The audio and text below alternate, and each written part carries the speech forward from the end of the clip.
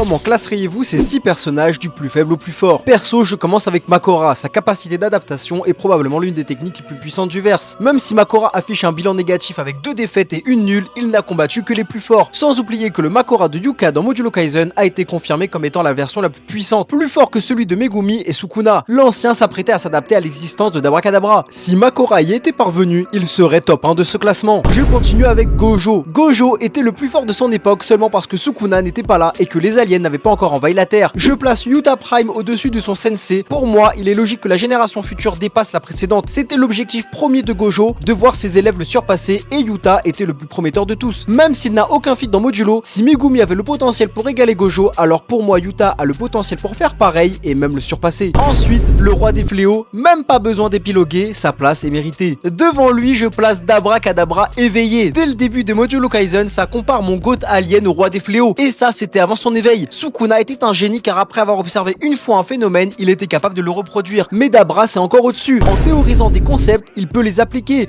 C'est du jamais vu dans l'œuvre. Et enfin, top 1, logique pour tous ceux qui savent lire une œuvre, Yuji Prime Modulo, le plus fort exorciste de tous les temps. Donnez-moi votre classement dans les commentaires et rejoignez mon Discord, ça parle de JJK tous les jours, le lien est dans la bio. Et abonnez-vous, j'organise un concours aux 10 000 abonnés avec des lots à gagner, Inch'Allah. Salam l'équipe. Fa